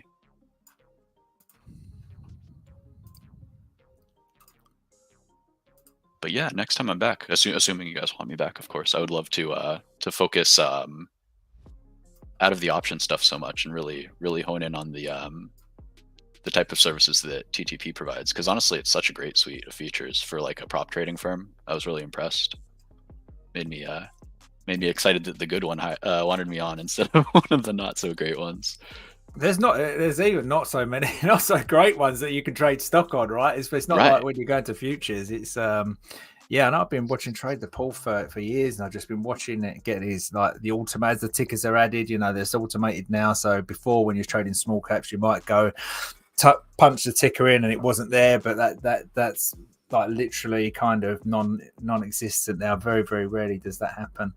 But yeah, so long as what comes up on the scanners, they're there for you to trade. And obviously with all the big caps and anything else, position trading and all that is it's all there, the ETFs, everything. So absolutely, no options, but so on the leverage front, but you have to stick to them. But let's be real, right? Right. It's honestly, it probably would do most traders good to not be allowed to touch options in the first place.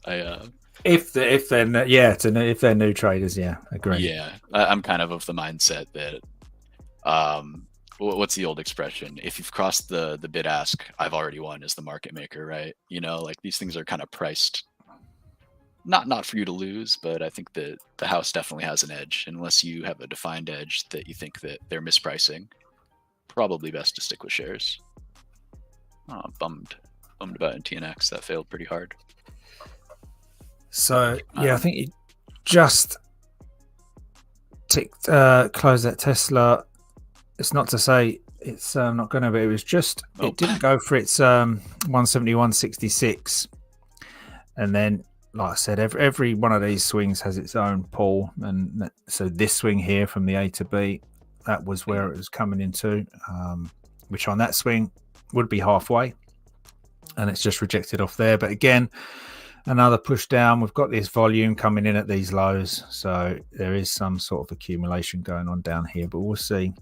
We'll see if this third push can't get it down to where ultimately I think it would finish its trend for the session if it doesn't finish at this buy side. So for me, I'm sorry, continue. That's what I was going to say. For me, this benchmark remains. So if I've got a trend for a session, this is a nice way of getting there. It's a really nice way of getting there, but there's absolutely, like, for me, the trend can still be intact even if it popped up to get this and then come down, or any of the others that it failed to come and get. All right, so all I know is that's the benchmark for today. Yeah, that's the benchmark for today on the session. And at some point, I'd expect it to get there. It doesn't have to, obviously, but it's the means by which it gets there. It depends how easy or tough your trade is for that session. And I'm sorry, it's a little small on my screen. You're referring to the benchmark as the yellow square in the bottom, correct? Correct. Okay, great. Yeah, that's the yellow one.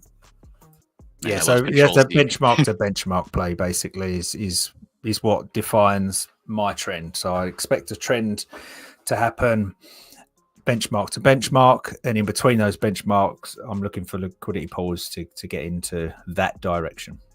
Mm-hmm.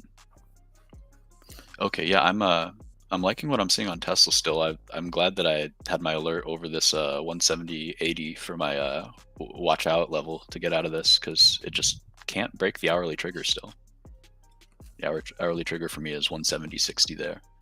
And if you don't mind popping on my screen really quick, I think there's something cool to show. Yeah, you can add it. You can. I think you can. If you just hover over your screen, you can add to stage. Have you got it or not? Hover over my screen, add to stage. No problem. If not, I just. Sorry, I'm not really familiar okay, with no this. worries. Here you go. You're I'll have to do some homework. But what I noticed is, so we had the impulse move down, creating this fair value gap here, just from this candle high, 3 candle pattern to this candle high. I'm sorry, this candle low to this candle high. We draw that out. So this is one of those paint bubbles, so to speak, and we'd like to see it filled out, and it pops in, fills it up, instantly rejects, comes back again, rejects again, and then it's just dump city there. So yeah, and you're drawing that. Are you drawing that exactly as ICT would do, or you got your own unique way of doing that? Oh, that is I would say textbook, so to speak. And the only really rule there is, it's a 3 candle pattern, and you're just looking for basically, the low of the first candle. That's your first top level, and then you have the middle impulse move, and then the high of that second one there. Yeah, gotcha. And, it's a good kind of visual aid, so to speak, to kind of get your bearings. Okay, so we have a impulse down, and it can't break above. If it breaks above here, I'm out, because that's showing a character change, that kind of thing. Right now, this is just doing what it should. If it's weak, I like that. All right, let's have a look what we've got here. I think this is time for us. What are we going to do? And it just flies. 2:57. It is crazy how time flies. So we're just going to... What's that? 11. Okay. We are going to do the recap.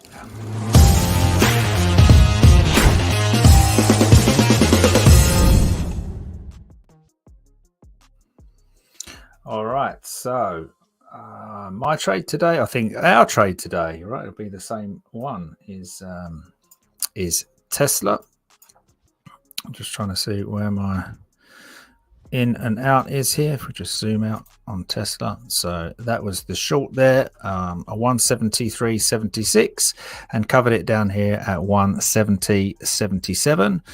Obviously pushing a little bit lower now, but I'm happy with that exit on that. And then my other trade was CYTO.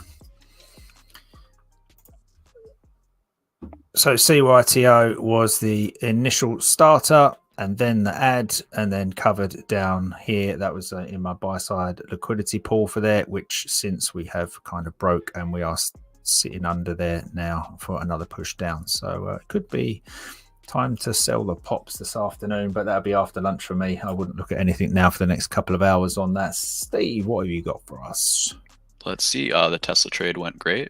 Really quickly, before I get into my trades, I just wanted to reply in the chat about GOEV. We have an attempted short-term trigger cross, this one over the 5. It did reject. I think it's still healthy over 424. That's what I'd be looking for. To if it starts losing this level, then you're in trouble. Till then, I think it chops and can push up.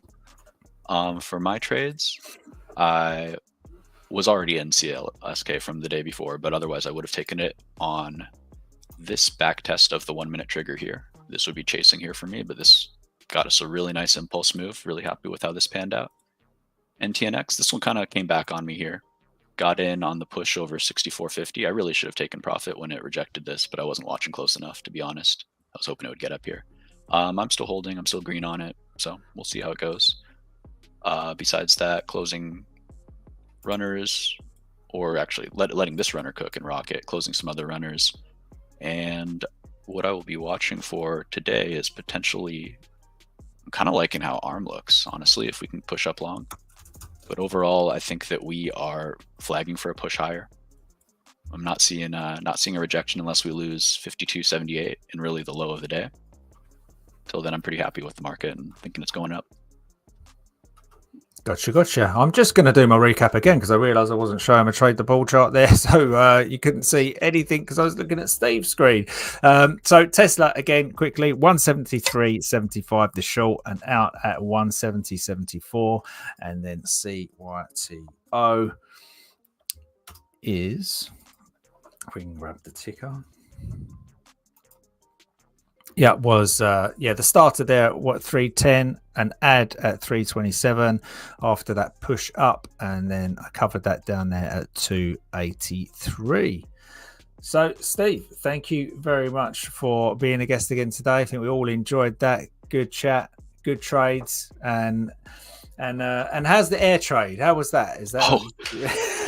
Let's see. We are green on the trade by 18 cents, which puts us up 1.5% on a trade. We call that a win. I think we take that, Scott. Welcome to the green. Welcome to the Green Club on a segment that I don't particularly like at all, to be honest.